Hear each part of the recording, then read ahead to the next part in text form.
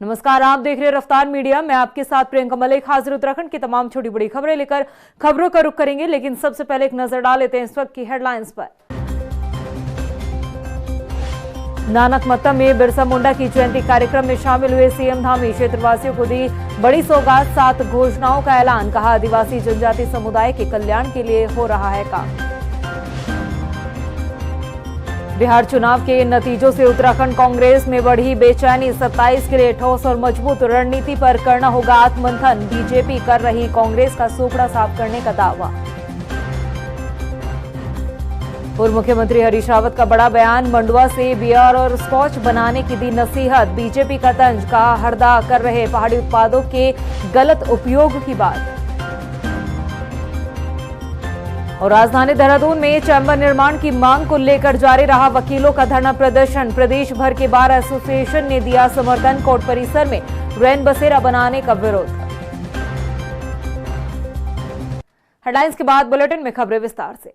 उधम सिंह नगर की नानकमत्ता में भगवान बिरसा मुंडा की 150वीं जयंती पर आयोजित जनजातीय गौरव दिवस समारोह में सीएम पुष्कर सिंह धामी ने शिरकत की। इस दौरान मुख्यमंत्री ने 967.98 लाख की लागत का महाराणा प्रताप राजकीय महाविद्यालय नानकमत्ता का शिलान्यास किया और 1 करोड़ की लागत से निर्मित नगर निकाय के श्री नानकमत्ता के भवन का लोकार्पण भी किया। इसके साथ ही सीएम धामी ने 7 बड़ी घोषणाएं की है। मुख्यमंत्री ने कहा, प्रधानमंत्री नरेंद्र मोदी के नेतृत्व में राज्य सरकार भी आदिवासी जनजाति समुदाय के कल्याण के लिए लगातार कार्य कर रही है।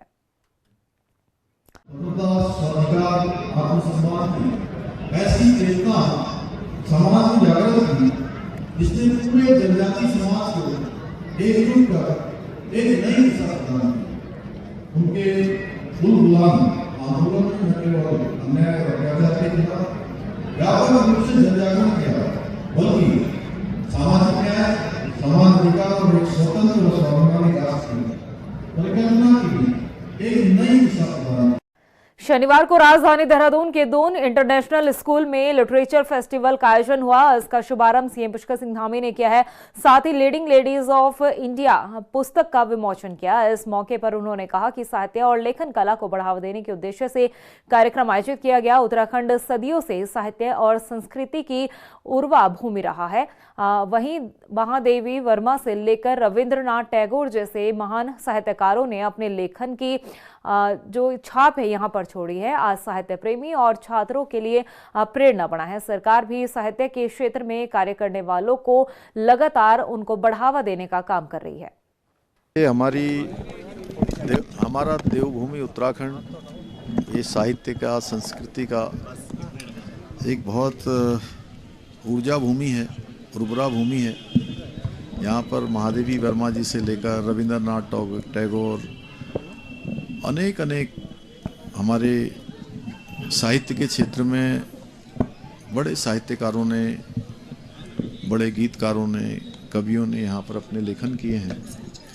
और आज यहाँ पर जो देहरादून में ये लिटरेचर फेस्टिवल आयोजित हो रहा है, निश्चित रूप से ये हमारे सभी जो नवोदित उदयमान हमारे ऐसे साहित्य के क्षेत्र में, संस्कृति के क्षेत्र में काम करने वाले हैं।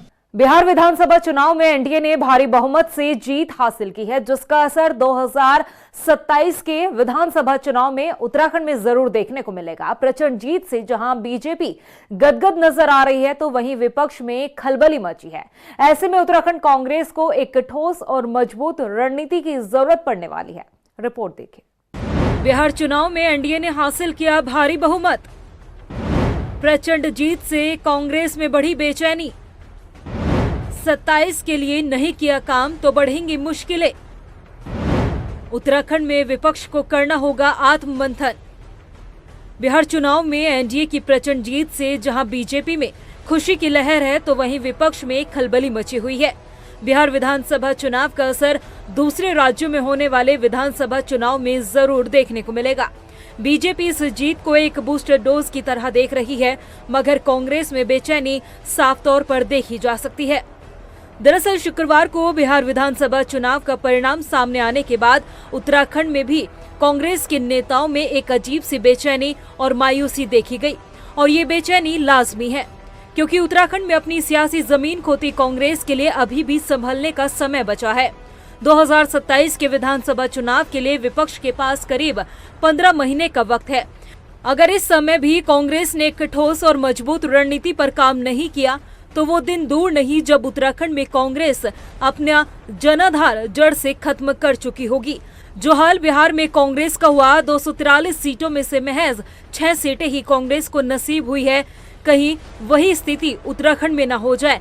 इसके लिए विपक्ष को एकजुटता और धरातल पर मजबूत रणनीति के साथ मैदान में उतरना होगा, क्योंकि उत्तराखंड में कांग्रेस 2014 के लोकसभा चुनाव और 2017 के विधानसभा चुनाव से लगातार हार का सामना कर रही है और इस हार की वजह है वही रही जो बिहार में देखी गई।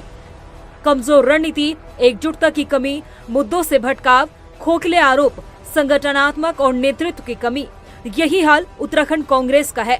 यहाँ कांग्रेस हमेशा गुटों में बटी नजर आती है, जिन्हें पार्टी से नहीं बल्कि सिर्फ अपनी राजनीति चमकाने से मतलब होता है। उत्तराखंड कांग्रेस हमेशा अंतर्कलह और गुटबाजी का शिकार रही है। पार्टी में एकता और संतुलन की कमी हमेशा बनी रही है।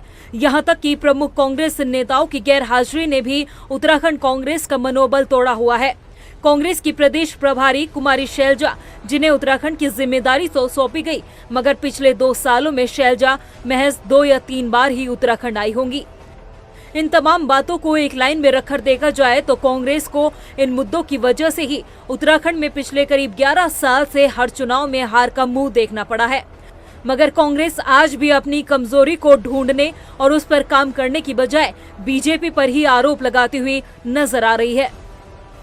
ये कांग्रेस को तो हर स्तर पर बात करनी चाहिए और समीक्षा भी होनी चाहिए, लेकिन बात यह है कि भारतीय जनता पार्टी 100 सीटों पर लड़ती है और 95 जीत जाती है। मतलब ये जो बात है, आरजेडी तेजस्वी यादव 23% से ज़्यादा वोट लाते हैं और उनकी 29 सीटें आती है और बीजेपी 18% में 95 सीटें ले आती है और नीतीश कुमार जी 20% में जो है 89 बीजेपी और मुझे लगता है कि 85 के आसपास उनकी सीटें हैं। तो ये सोचने का विषय है, क्या इस देश में लोकतंत्र बचा है या नहीं बचा है। ये सोचने का विषय है कि व्यक्ति जो वोट देकर आ रहा है उसका वोट जहां वो दे रहा है वहां जा रहा है या नहीं जा रहा है। वहीं बिहार चुनाव के नतीजों से भाजपा संतुष्ट नजर आ रही है। सूबे के मुखिया पुष्कर सिंह धामी का कहना है कि आज जनता काम करने वाली पार्टी को बहुमत देती है। बिहार में परिवारवाद को सिरे से नकार दिया गया है और आने वाले 2027 के विधानसभा चुनाव में उत्तराखंड से कांग्रेस को उखाड़ फेंकने का काम किया जाएगा। वहाँ पर एक बार फिर से सरकार में आने का मौका दिया है और पूरे देश के अंदर अब जहाँ भी चुनाव हो रहे हैं, हर चुनाव में डबल इंजन की सरकारों को जनता लगातार चुन रही है। बिहार इसका प्रत्यक्ष उदाहरण है। बिहार के अंदर भी 2 पार्टी के साहबजादों ने, वहाँ के युवराजों ने जनता को बरगलाने का बहुत प्रयास किया। बहुत वहाँ पर अफवाहें फैलाई गई, भ्रम फैलाया गया। मैं बिहार में गया था, मैंने देखा, लेकिन वहाँ की जनता का भरोसा मोदी जी पर और एनडीए गठबंधन पर था, क्योंकि जनता अब काम देखती है, काम के आधार पर वोट देती है। और इस जीत ने साबित कर दिया कि आगे जहाँ भी चुनाव होंगे, उत्तर प्रदेश, उत्तराखंड, यहाँ भी झूठ, अफवाह, भ्रम और जो भ्रष्टाचार जो इनके शासन में हुआ करता था, अब जनता उसको नकारेगी। यहाँ की जनता भी इंतजार कर रही है कि इनको जो है बिल्कुल जड़ से नेस्तनाबूद करेगी। ये जीत एनडीए के लिए विकास और स्थिरता की मुहर है, लेकिन कांग्रेस के लिए ये झटका गंभीर है। उसे संगठन मजबूत, गठबंधन में बराबरी सुनिश्चित करनी होगी और मुद्दों पर फोकस करना होगा। बिहार के मतदाताओं ने साफ संदेश देने का काम किया है, जाति और धर्म से ऊपर विकास है। अगर विपक्ष अभी भी अपनी रणनीति में बदलाव नहीं करता है तो 2027 का विधानसभा चुनाव उत्तराखंड में कांग्रेस के लिए मुश्किलें खड़ी कर सकता है। रफ्तार मीडिया के लिए देहरादून से सुशांत सिंह के साथ ब्यूरो रिपोर्ट। वहीं दिल्ली धमाके को लेकर बीजेपी प्रदेश प्रवक्ता कुंवर जपेंद्र का कहना है कि देश में आतंकवाद की घटनाएं बढ़ना एक चिंता का विषय है। आतंकवाद के खात्मे को लेकर प्रदेश भर के साथ ही विश्व में भी मंथन किया जाना चाहिए और अब वक्त आ गया है आतंकवाद के खिलाफ सख्त एक्शन लेने का। डेमोग्राफिक चेंज के साथ साथ आतंकवाद वाली घटनाएं और राष्ट्र को नुकसान पहुंचाने का जो ये एक नया चेहरा नजर आया है, तो ये सब मुस्लिम बच्चे, पढ़े लिखे डॉक्टर, इंजीनियर और हाईली एजुकेटेड बच्चों के अगर इन्हें इनके माइंडसेट को परिवर्तित करके आतंकवादी घटनाओं में शामिल कर लिया जाता है और ये आतंकवादी घटनाओं में शामिल हो जाते हैं, तो ये निश्चित तौर पर भारत के लिए बहुत बड़ा चिंता का विषय। उत्तराखंड सरकार जहां एक और पारंपरिक फसलों को और पहाड़ी उत्पादों को बढ़ावा देने की बात कर रही है, तो वहीं पूर्व मुख्यमंत्री हरीश रावत के एक बयान से नई राजनीतिक बहस छिड़ गई है। हरदा ने मंडुआ से बियर बनाने की बात कही है। उनसे जो ये बयान सामने आया है, उनके इस बयान को लेकर अब सियासत गर्माती हुई नजर आ रही है। क्या कुछ पूरा मामला है, इस रिपोर्ट में आपको दिखाते हैं। पूर्व सीएम हरीश रावत का बड़ा बयान, मंडुआ से बनाई जाए शराब, बियर और स्कॉच बनाने की दी नसीहत। हरदा के बयान से गरमाई सियासत। उत्तराखंड में सरकार स्टेट मिलेट मिशन के तहत पहाड़ी अनाज जैसे मंडुआ और झंगोरा को बढ़ावा देने की नीति पर काम कर रही है। इस पहल का मकसद किसानों की आमदनी बढ़ाना और राज्य के पारंपरिक उत्पादों को वैश्विक बाजार में पहचान दिलाना है। लेकिन अब इस मामले पर पूर्व मुख्यमंत्री हरीश रावत के बयान ने नया विवाद खड़ा कर दिया है। दरअसल हरीश रावत का कहना है कि उत्तराखंड के जैविक उत्पादों में अपार शक्ति है। कांग्रेस के कार्यकाल में मंडुआ से बियर बनवाई गई थी, जिसका फायदा अब दूसरे राज्य उठा रहे हैं। उन्होंने मौजूदा सरकार को एक बार फिर से मंडुआ से बियर और स्कॉच बनाने की सलाह दी है। हम मंडुए पर और बेहतर अनुसंधान कर सकते हैं। हमने तो मंडुआ बियर बनवाई, आज हमारे उस फॉर्मूले का लाभ अरुणाचल और कर्नाटक ले रहे हैं, लेकिन हम उसका लाभ नहीं उठा पाए क्योंकि हमारे राज्य के अंदर कई तरीके के रेसिस्टेंस, और कांग्रेस के समय में तो इंटरनल रेसिस्टेंस भी बहुत काम करते हैं, तो हम उसका लाभ नहीं उठा पाए। जबकि मैं कहता था कि मंडुआ बियर मंडुआ स्कॉच बननी चाहिए, क्योंकि मंडुए के अंदर इतनी जैविक शक्ति है कि उस जैविक शक्ति के बल पर हम उसका कोई भी डिस्टिलेशन से बना हुआ जो ब्रांड होगा वो मार्केट में इंस्टेंट हिट होगा। वहीं हरीश रावत के इस बयान के बाद अब राजनीतिक गलियारों में बयानबाजी शुरू हो गई है। बीजेपी ने इसे पहाड़ी उत्पादों की गलत दिशा में उपयोग बताया है। भाजपा के प्रदेश महामंत्री तरुण बंसल ने कहा कि पहाड़ी उत्पादों से पोषक खाद्य बनाने की बजाय शराब बनाने की गलत बात कह रहे हैं। सरकार पहले से हाउस ऑफ हिमालय और हिलांस जैसे ब्रांड के जरिए मिलेट्स को प्रमोट कर रही है। मुझे लगता है हरीश रावत जी पर उम्र का कहीं ना कहीं असर आ चुका है, और जब उनकी सरकार थी तब डेनिश शराब के पीछे वो लगे रहे, और जिसके कारण उनकी सरकार चली गई।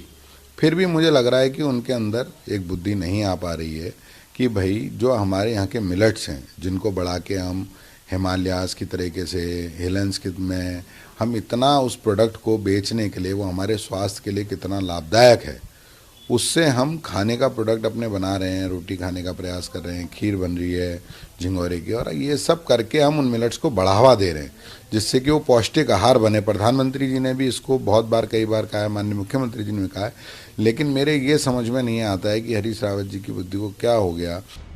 हालांकि हरदा के इस बयान का बचाव कांग्रेस करती हुई नजर आ रही है। कांग्रेस की प्रदेश प्रवक्ता गरिमा दासोनी का कहना है कि हरीश रावत शराब पीने को बढ़ावा देना नहीं, बल्कि ये बताना चाहते हैं कि हमारे स्थानीय उत्पादों में इतनी क्षमता है कि उनसे अंतर्राष्ट्रीय स्तर के प्रोडक्ट बनाए जा सकते हैं और आर्थिक स्थिति को मजबूत किया जा सकता है।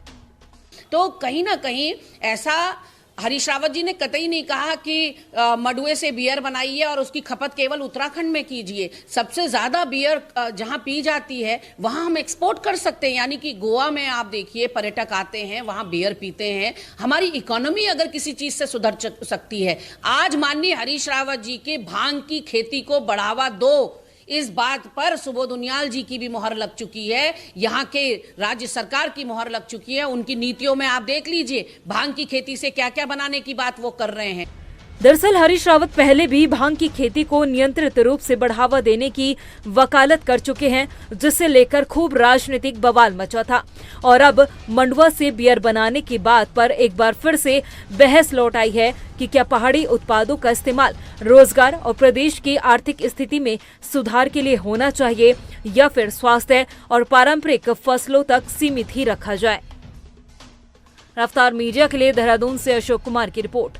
वहीं उत्तराखंड में भूकंप से बचाव के लिए प्रदेश भर में मॉक ड्रिल का आयोजन किया गया। पहाड़ से मैदान तक 80 से ज्यादा जगहों पर मॉक ड्रिल आयोजित की गई। अभ्यास के दौरान अलग अलग सिनेरियो क्रिएट किए गए। कहीं अस्पताल की बिल्डिंग को ध्वस्त किया गया तो कहीं पुल को ध्वस्त किया गया है, कहीं रास्ते टूटे हैं तो कहीं टनल बंद दिखाई दी है। अलग अलग स्थिति उत्पन्न कर जनपद में तैयारियों का स्तर देखा गया। इस मौके पर मॉक ड्रिल में एसडीआरएफ, डीडीआरएफ, एनसीसी, होमगार्ड्स और पीआरडी के जवान शामिल रहे। उत्तराखंड के मुख्य सचिव आनंद बर्धन ने कहा है कि भविष्य के खतरे को लेकर पहले से तैयार रहना बेहद जरूरी है। मॉक ड्रिल्स किसी भी इंसिडेंट के लिए हम करते हैं, उसका सबसे बड़ा ध्येय ये होता है कि हम अपने सिस्टम का रिस्पांस और सिस्टम की इफेक्टिवनेस क्या है उसको टेस्ट करते हैं। और विशेषकर हम ये भी उस ड्रिल के माध्यम से करना चाहते हैं कि हमारी तैयारी हमेशा 24/7 रहे।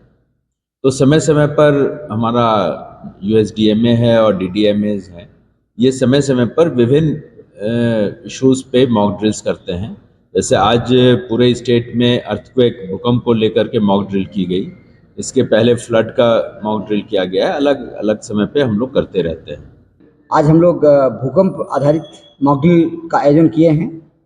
यह आयोजन राज्य के सभी 13 जनपदों में लगभग 80 से अधिक स्थानों पर किया जा रहा है। इसमें विभिन्न स्थानों पर हम लोगों ने अलग अलग सिनेरियो क्रिएट किए हैं। कहीं अस्पताल की बिल्डिंग को ध्वस्त दिखाया गया है, कहीं पुल को ध्वस्त दिखाया गया है, कहीं स्कूल की बिल्डिंग को दिखाया गया है, क्षति पहुंची है, कहीं रास्ते टूटे हैं, कहीं टनल बंद हुई हैं। तो अलग अलग सिनेरियो क्रिएट किया गया है। कहीं केमिकल रिसाव हुआ है, कहीं फैक्ट्री में क्षति पहुंची है। तो इस तरह से अलग अलग सिनेरियो उत्पन्न करते हुए यह देखा गया है जनपद के लेवल से कि जनपदों में तैयारी का स्तर क्या है। टिहरी के भिलंगना ब्लॉक स्थित तीतरराणा नैलचामी गांव में 15 साल बाद भी सड़क का निर्माण नहीं हो पाया। स्थिति ऐसी है कि लोगों को डंडी कंडी के सहारे 2 किलोमीटर पैदल चलकर सड़क तक पहुंचना पड़ता है। और इसी गांव का एक ताजा मामला सामने है, जहां 22 वर्षीय युवक की तबीयत ज्यादा बिगड़ने पर उसे बड़ी मुश्किलों से डंडी कंडी के सहारे सड़क तक पहुंचाया और उसके बाद अस्पताल पहुंचे। स्थानीय लोगों का कहना है कि सड़क न होने के कारण यहाँ के लोगों को काफी मुश्किलें उठानी पड़ रही है। का एक फॉरेस्ट फाइल मूवमेंट हुआ था और उसका अभी हम लोग देख रहे हैं कि उसका अभी नोडल ऑफिसर में पेंडिंग है। वो तो जैसे ही वो हो जाएगा उसके बाद, चूंकि ये रोड PMGS में चयनित हो गई है, आगे कार्रवाई वहां से की जाएगी उसकी। अभी आज मैं देखता हूँ, उससे बात कर लेता हूँ नोडल ऑफिसर में। अभी वहां से स्टेट सेक्रेटरी को जाएगा, उसके भारत सरकार को जाएगी, वहां से कंप्लीट हो जाएगी। 2 स्टेप उसमें पेंडिंग है और कुछ नहीं।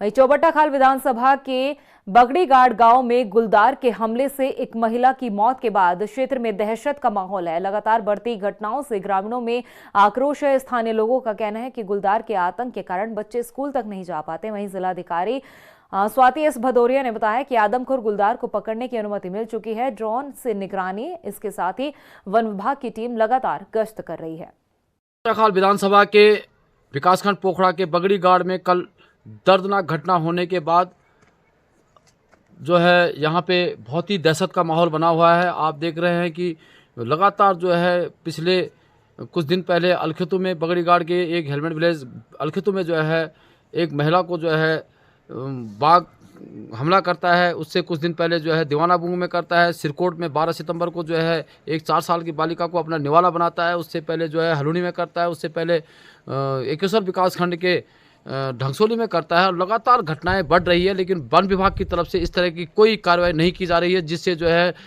आम लोगों में दहशत का माहौल कम हो। कल एक बहुत ही दुखद घटना हुई जहां पे ये पोखरा क्षेत्र में एक महिला को पे गुलदार ने अटैक करके उनको मार दिया गया। तो उसके क्रम में पूरी हमारी टीम भी वहां पे गई और कल ही रात तक हमारे पास जो शूटिंग की परमिशन थी वो भी आ चुकी है और जो उनको मुआवजा दी की कार्रवाई वो भी वन विभाग कर रहा है। साथ में गश्त बढ़ाने के लिए भी निर्देशित किया गया है और वहाँ पे काफ़ी बड़ी संख्या में वन विभाग के कर्मचारी भी मौजूद है। हमारे पुलिस प्रशासन के लोग भी रात भर मौजूद रहे और मौके पर पोस्टमार्टम आदि की कार्रवाई भी कर ली गई है और आगे के लिए भी आज स्कूल्स जो उस क्षेत्र के हैं उनको बंद करने के लिए निर्देशित किया गया था और उसको गुलदार को जल्दी से जल्दी पकड़ा जा सके, उसको शूट किया जा सके, इसके लिए सभी को मौके पर निर्देश दे दिए गए। रुड़की के गणेशपुर में सड़क धंसने के कारण कई मकानों में दरारें आ गई है। इसके साथ ही क्षेत्र की पेयजल व्यवस्था भी पूरी तरह से ठप है। मौके पर पहुंचे नगर आयुक्त ने स्थिति का जायजा लिया। वहीं इस पूरे घटना को लेकर स्थानीय लोगों में खासा नाराजगी देखने को मिल रही है। स्थानीय लोगों ने कहा है कि उन्हें मुआवजा दिया जाए और समस्या का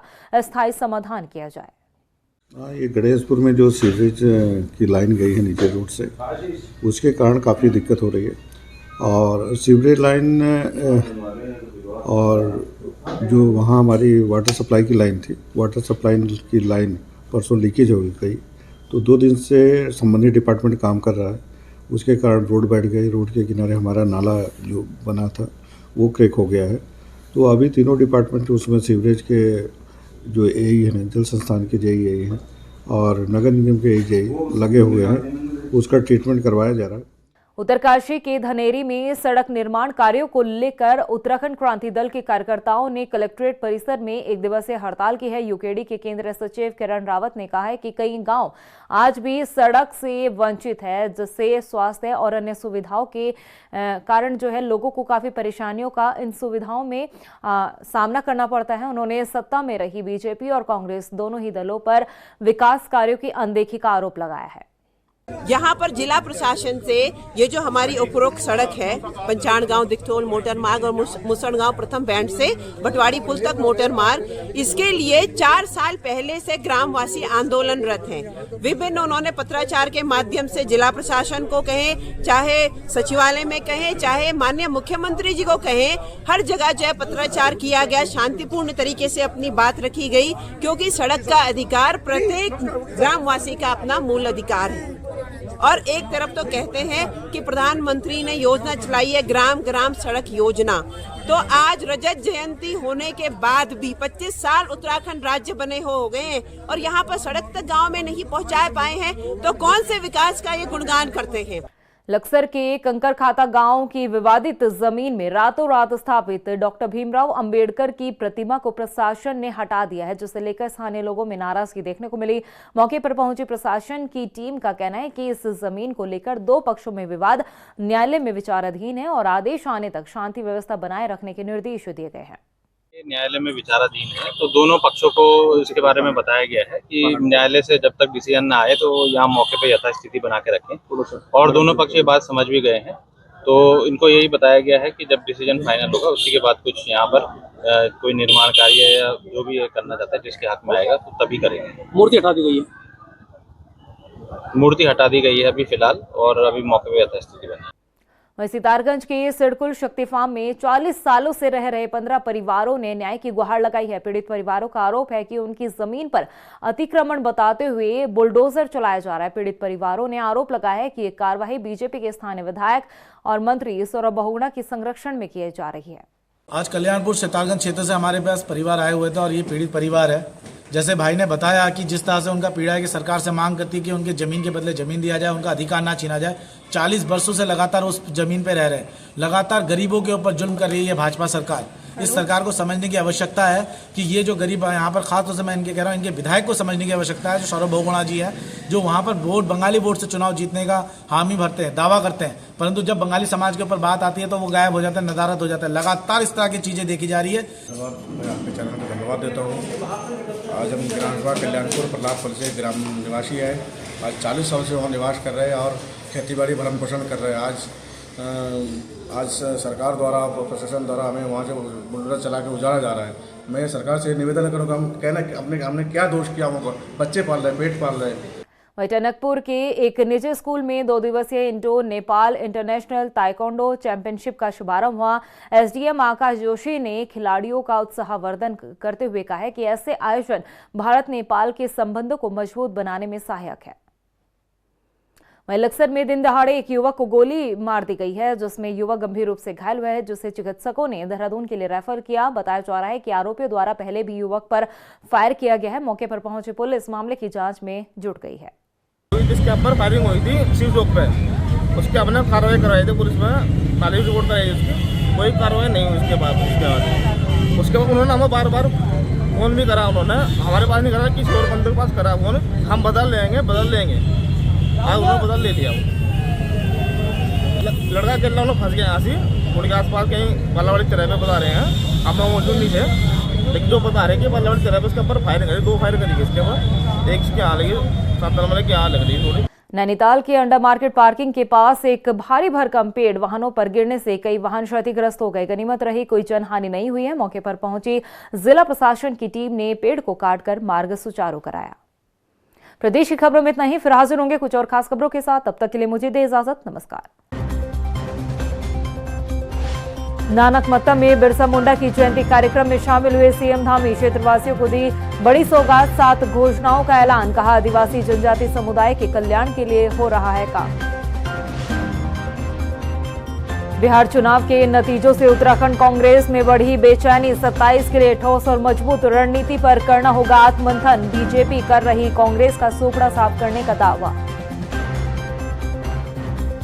पूर्व मुख्यमंत्री हरीश रावत का बड़ा बयान, मंडुआ से बियर और स्कॉच बनाने की दी नसीहत। बीजेपी का तंज, कहा हरदा कर रहे पहाड़ी उत्पादों के गलत उपयोग की बात। और राजधानी देहरादून में चैम्बर निर्माण की मांग को लेकर जारी रहा वकीलों का धरना प्रदर्शन। प्रदेश भर के बार एसोसिएशन ने दिया समर्थन। कोर्ट परिसर में रैन बसेरा बनाने का विरोध।